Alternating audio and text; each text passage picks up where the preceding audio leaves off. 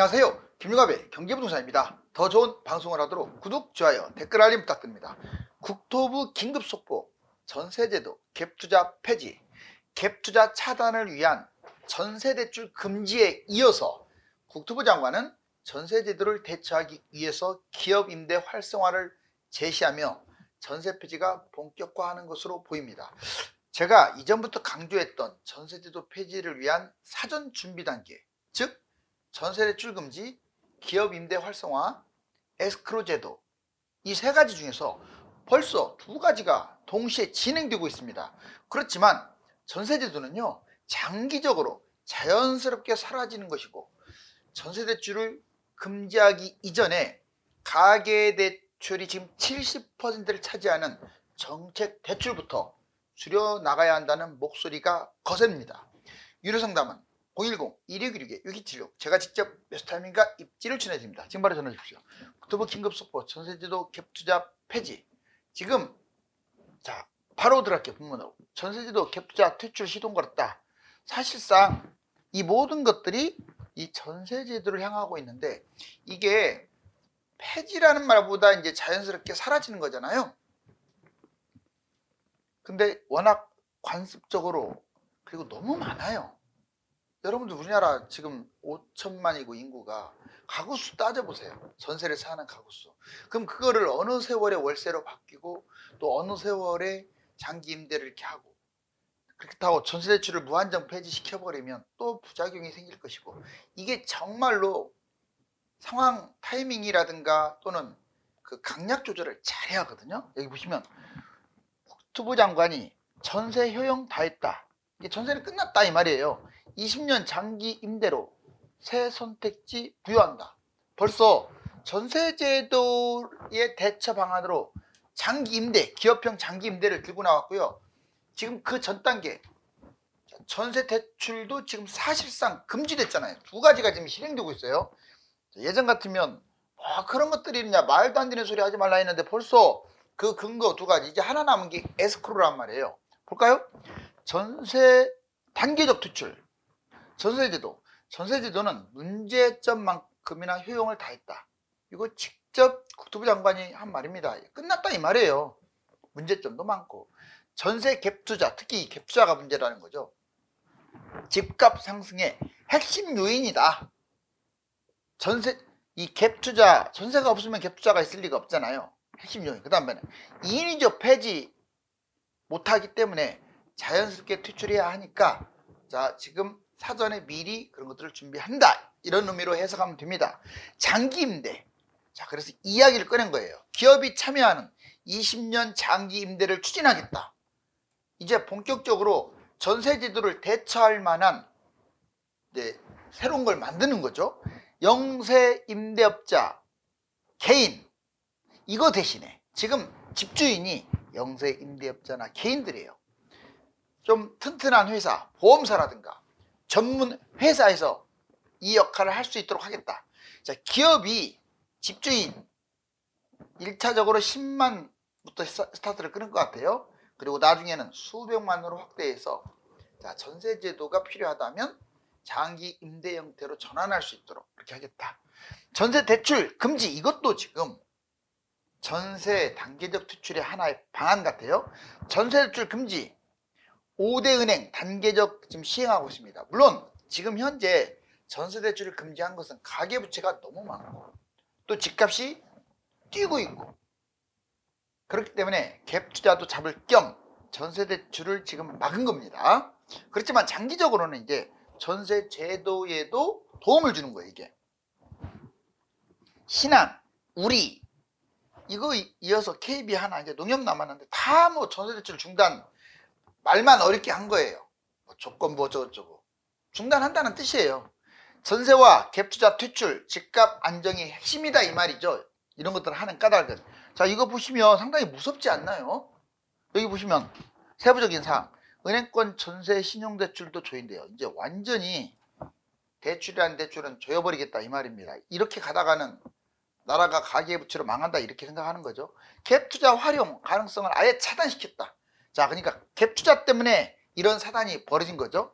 20년 민간 장기 임대, 이제 정부가 추진하고자 하는 게 이거죠. 리츠 등 법인이 100가구 이상 20년 이상 의무 임대 해서 일반인들은 더 싸고 좋은 매물로 이게 바로 전세 역할을 해주면서 사는 거예요. 그러면 싫어할 전세입자가 없죠. 더 싸고 좋은데요. 자율형, 준자율형, 지원형 세 가지 모델로 해서 전세자들의 니즈를 충족시키는 거. 사업자의 임대료 규제 완화 및 세제 혜택을 같이 제공. 그러면 다들 좀 여건이 되는 사업자들, 기업은 이걸 추진하려고 하겠죠. 자, 여기 보시면 자, KB은행 전세자금 대출 대환 금지, 우리은행 조건부 전세자금 대출 취급 제한. 여러분들 조건부까지 막아버렸기 때문에 이제는 사실상 차단이라고 봐야 돼요. 신한은행 역시 조건부 전세자금 대출 취급 제한. 자, 정부가 전세 폐지 전에 한 2가지 정도 벌써 전 단계로 2가지 정도 시동을 하고 있어요. 무분별한 갭투자 제동, 한국만 있는 전세제도 대수술. 예고가 아니라 실행을 안 해요. 보세요. 전세대출 지금 금지 쪽으로 가고 있고, 이게 꽤 오래 가게 되면 어떤 사건이 벌어질지 아무도 모릅니다. 두 번째, 민간 장기 임대. 벌써 이거 지금 진행하겠다고 국토부 장관이 발표하잖아요. 벌써 2가지가 나왔어요. 자, 마지막 에스크로 제도. 에스크로 제도는 이제 아직 꺼내진 않았는데 이거는 부작용을 이제 최소화한 이후에 진행하겠다. 자, 전세대출 금지, 전세대출 대폭 감소, 월세 증가가 아마 가속화될 가능성이 크겠죠. 그리고 유주택자 전세대출 금지하면 이제 월세, 반전세 뭐 이런 형태가 이제 늘어난다 이런 말이에요. 또는 지금 기업형 이제 민간 임대가 그걸 대차고 전세 스트레스 DSR도 이제 적용한다고 하잖아요. 가상금리, 대출 금액. 예전에는 전세 스트레스 DSR에서 끝날 줄 알았더니 이건 뭐 전세자금 대출을 아예 금지하는 쪽으로. 제가 예전에 아마 대출금지 총량제 규제로 해가지고 금지할 거라고 제가 여러 번 예측했는데 우연의 일치로 지금 계속 맞아 떨어지고 있죠. 이것도 지금 다 꺼냈던 얘기입니다. 민간 장기임대 전세 폐지 공론화 필요. 부작용을 감내해야겠죠. 민간 장기임대 뭐 한꺼번에 지어질 수도 없고 집이. 전세 폐지가 어렵다면 장기임대 제도를 마련해서 단계적으로. 자, 민간이 양질의 임대주택을 공급. 그러면 집값은 안정한다. 왜? 갭투자가 사라지기 때문에. 자, 에스크로 제도. 에스크로는 제3자가 부동산 거래 일체를 관리하는 건데 전세보증금을 집주인이 아닌 금융기관에 예치해서 진행하겠다. 공인중개사가 전세금을 금융신탁사에 예치하는 거예요. 자, 여기까지 어떻습니까? 보면 정부가 지금 아주 너무 획기적인, 그리고 발등에 불이 떨어진 가계부채, 집값 상승, 2마리 토끼를 잡기 위한 어떤 포석으로 보여지는데 이거 보실래요? 자, 이제 별표를 한번 쳐볼게요. 부작용도 알아야 돼요. 이거 지금 뭐 잘못 건드렸다가는요, 예전에 여러분들 임대차 3법 있죠? 그거 괜히 건드려 가지고 전세값 폭등하고 왕폭등했죠. 그냥 폭등이 아니라. 이거 철저하게 준비를 해서 해야지. 인기 위주로 급작스럽게 하게 되면요 난리가 납니다. 이거. 그리고 한 방에 다 꽉 들어가는 것보다 단계로 갔어야 하는데 너무 좀 세요. 정부 정책, 전세제도 차단 부작용 보자고요. 집값 잡는다더니 왜 우리를, 전세 난민들이 오히려 분통을 터뜨린다고 하잖아요. 자, 먼저 전세 폐지부터 보겠습니다. 정부 정책의 부작용. 전세제도 폐지, 대안 마련. 이게 뭐 기업 민간 임대로 바뀐다고 해서 뭐 1, 2년 만에 여러분들 10년 걸려서 10만 가구 만든대요. 10년 걸려서 10만 가구. 그런데 지금 우리나라가 전세 사는 사람들이 10만 가구밖에 안 됩니까? 몇십 년이 걸릴지 어떻게 알아요, 그걸? 수십 년 걸린단 말이에요. 두 번째, 기업 임대제도. 그렇다면 이 기업을 믿을만 하겠어요? 뭐 보험이나 기업을? 보세요. 기업 부실이 생겨버리면 얘도 제2의 빌라암짝밖에 안 돼요. 영원히 안정적이라는 건 없습니다. 대기업도 쓰러지는 마당에. 세 번째, 에스크로. 지금 활용 못하니까 지금 이용을 안 하고 있는 거 아닙니까? 자, 여러분들 특히 누가 자금을 활용하겠어요? 여러분들 같으면 임대인 입장에서 에스크로 그렇게 해가지고 물론 얼마 주겠지만 칼자루를 임차인이 쥐고 있는 게 아니에요. 정부가 쥐고 있는 게 아니에요. 임대인들이 쥐고 있단 말이에요. 그러면 그 부분에 대해서 어떻게 지금 세밀한 조절이 필요하다 이거죠. 자, 전세대출 보겠습니다. 전세대출은 지금 이미 진행 중인데 최근 전세대출 진행자들이 피해가 확산. 지금 단방에 시행을 해버려요. 어떻게? 모두 유보적이고 이렇게 이런 것들이 있어야 하는데 그만큼 아주 급급하다 이렇게 보시면 돼요. 집값도 폭등을 하고 있고요. 가계부채도 엄청 뛰고 있고 그만큼 급급. 그렇지만 피해자가 나오면 본인들이 보상해 줄 겁니까? 지금 진행 중인데 전세대출을 못 잡아. 내가 전세를 못 얻어. 월세 들어가면 되지. 아니 상황에 따라 사람이 꼭 투기만 하려고 투자만 하려고 했겠어요? 어쩔 수 없이 여기에 살고 집은 사놔야 하니까 거기다 해놓고 일시적으로 할 수도 있는데 조건부까지 막아버렸잖아요. 무주택 전세대출 피해, 반전세 부담. 이제 그러면 이제 반전세로 가야겠죠. 월세 또는 반월세. 왜? 전세 대출을 안 해주니까. 그런데 이게 돈에 맞아야지. 맞는 사람이 울며 겨자 먹기로 손해보더라도 하는데 이거 하루 먹고 하루 사는 사람들 이거 되겠습니까? 실전 월세 급등. 여러분들 실제 이제 전월세가 아주 급등할 가능성이 커요. 전세금, 월세금. 뭔 말이냐? 예전에 임대차 3법의 부작용으로 전세 폭등 그랬는데 이 전세가 폭등해 버릴 가능성이 커요. 임대차 3법 재발 가능. 왜? 거기에서 피해보는 것 이거를 갖다 계속 올릴 거 아닙니까? 그리고 전세를 물량이 확 줄어버리기 때문에 전세를 살고 싶어하는 사람들이 우왕좌왕. 이거 대체 방안도 없잖아요. 지금 뭐 기업형이 마련된 것도 아니고 에스크로로 할 수도 없는 상황이고. 이게 나쁘다는 게 아니라 너무 과격하다 이거죠. 완전 통로까지 싹 틀어 쥐어버렸어요. 대출금리, 가계부채 주범은 정부. 이것도 지금 반성을 해야 돼요. 여러분들 지금 대출 70%가 뭔 줄 아세요? 집 살려고 그냥 하고 뭐 이런 부분들이 아니에요. 일반 평범한 가계 대출이 아닙니다. 여기 보세요. 자, 70%가 정책 대출이에요. 뭐 그 정책 대출 많잖아요. 뭐 신생아네 뭐네 해가지고 그게 많다고요. 그런데 엉뚱한 것은 확대시켜 놓고 엉뚱한 것을 잡으려고 하니 부작용이 생길 수밖에 없죠.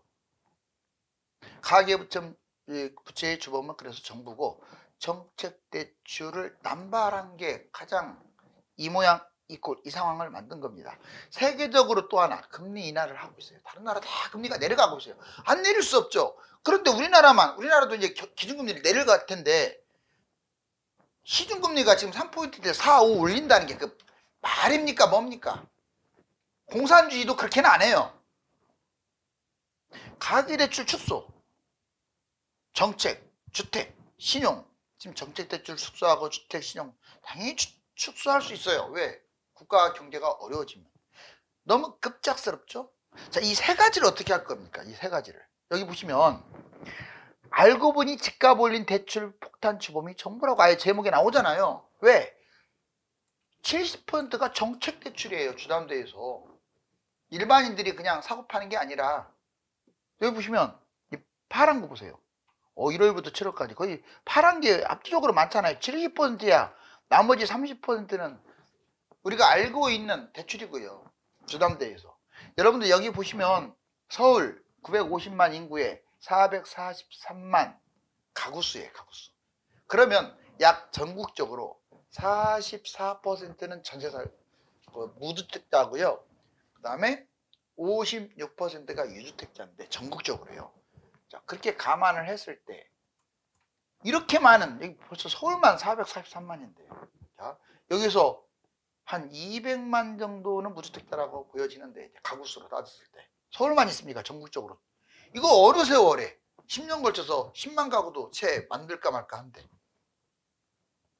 지금 민간 임대 말하는 거예요. 무주택자 44%, 전월세 가구수 44%로 예상. 그렇기 때문에 이 부분에 대해서 장기적 보관을 가지고 체계적으로 만들어 나가야 한다고 봐요.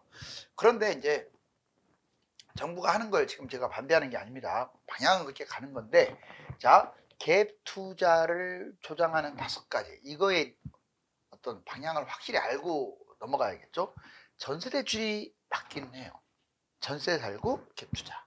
바로 얘가 집값 상승의 주범 역할을 한 건 맞습니다. 그동안에 워낙 민감해서 건들지 않았죠. 그 다음에 비조정지역, 실거주 폐지하니까 그냥 다 갭 투자. 임대주택 사업 여러 채를 동시에 다 갭 투자할 거 아닙니까? 일시적 2주택 3년 이내에 팔면 되니까 그냥 멀쩡한 사람도 2개는 끌고 가. 전세제도, 왜? 전세제 때문에 갭 투자가 있는 거니까. 이 5가지예요. 여기 보시면 현재 지금도 갭 투자가 안 되는 건 있습니다. 특수 사항이지만 예를 들어서 토제 갭 투자 금지 보면 토지거래 허가제 4월 아비어목성, 압구정 여의도 목성 성수, 5월 용산 정비창 이천동 한강로 1, 2, 3가. 자, 6월 삼성대청, 잠실 삼성대청 등 현재 여기만 있는 건 아니에요. 토지 쪽은 경기도도 엄청 많아요. 토지거래 허가제. 점점 그리고 그 신속 여러분들 그 모아타운 있죠? 자, 신속 이쪽도 지금 나중에 역시 입주를 할 수밖에 없는 상황입니다. 토지거래 허가제로 다 거의 다 묶여버리니까. 신속통합도 그런데 자, 얼마나 많겠어요. 이거는 이제 대표적인 거예요.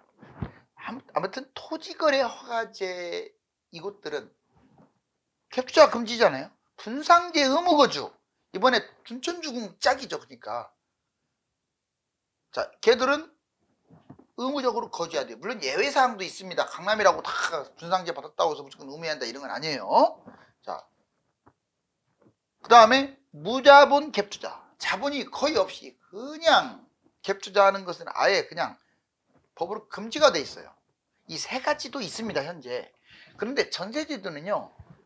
장점도 있지만 단점이 더 많아요. 사실상 말이 좋아서 죽어 사다리지. 여러분들 임차인들, 세입자들, 무주택자들을 가난하게 만드는 제도라고 보여주면 돼요. 전세제도가. 빈부격차, 집주인 전세 활용, 갭 투자로 자산을 엄청 급증시켰고, 세입자 전세 살다가 벼락거지라고 하잖아요. 심각한 자산 손실. 다주택자, 임대주택 사업자, 법인 여러 채를 매입.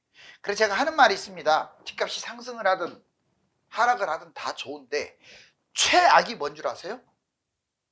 뭐 오피스텔 잡으신 분들? 빌라 잡으신 분들? 아닙니다. 최악은 무주택으로 계속 가는 사람들이 최악이에요. 무주택으로 가게 되면 자본주의에서 미친 듯이 피해를 봐요. 물가도 뛰고 집값도 뛰는데 돈을 벌어가지고 땀 흘려서 번 돈이 얼마나 되겠어요 또. 그래서 내 집 마련은 반드시 하기는 해야 돼요. 지방도 마찬가지고. 하지만 이왕 하는 거 좋은 거 하자 이거죠. 자, 갭투자 증가. 지금 빈부격차를 일으켰고 갭투자 증가.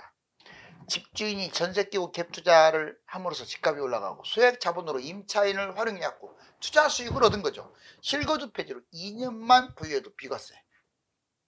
집값 폭등. 상승장에 전세값이 지렛대 역할을 하고요. 하락장은 전세값이 지지선 역할을 해요. 그래서 많이 올라가고 덜 떨어지고.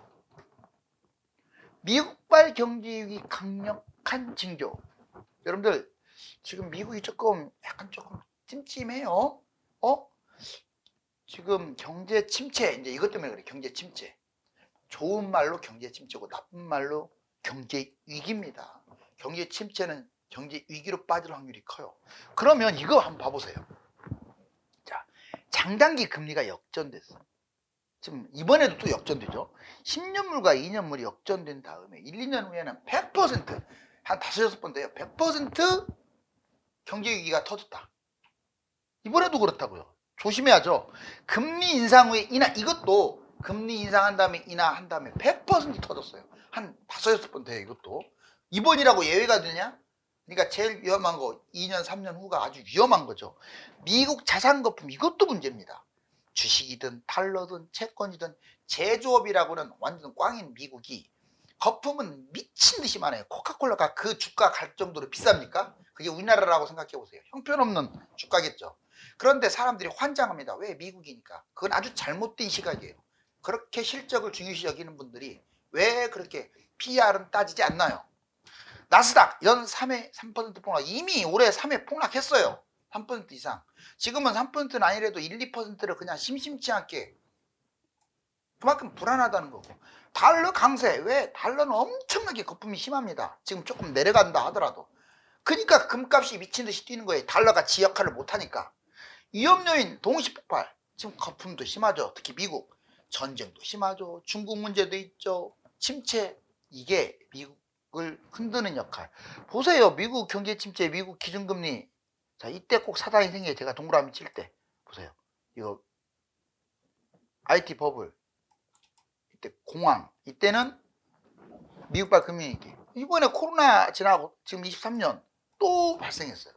자, 여기 보시면 지금이 5.25로 가장 높아요. 금리가. 그냥 3%로 높이는 것도 문제가 되는데 이렇게 올려놨으니 사단이 안 날까요? 다른 나라에서? 미국에서도 사단이 안 날까요? 과연? 보세요. 그전에는 4%, 2%. 근데 지금은 제일 금리가 낮아야 할 이 시점에서 이렇게 올렸다고요. 코로나라는 아무리 비상 상황이 생겼어도. 미국 장단기 금리 보세요. 역전. 이 지금 회색으로 된 것들이 금리가 터진 거예요. 이거 미국, 이거 일본이 문제가 생겼던 거고. 자, 그리고 2001년 아까 말했듯이 뭐 아시아, 뭐 IMF라든가 그리고 IT 버블이 있고, 그다음에 미국발 금융위기. 이번에도 지금 여기가 문제가 된다 이거죠. 자, 국토부 긴급 속보. 아무튼 이 전세 주거 사다리, 이게 주거 사다리냐 부자들의 디딤돌이냐 말은 많아요. 근데 개인적으로는 부자들의 디딤돌이 맞아요.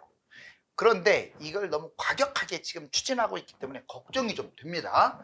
정부의 정책이 가계대출을 줄이고 갭투자를 막아서 집값을 잡겠다는 것이므로 방향성은 맞지만 너무 급진적이라서 피해자가 속출할 것입니다.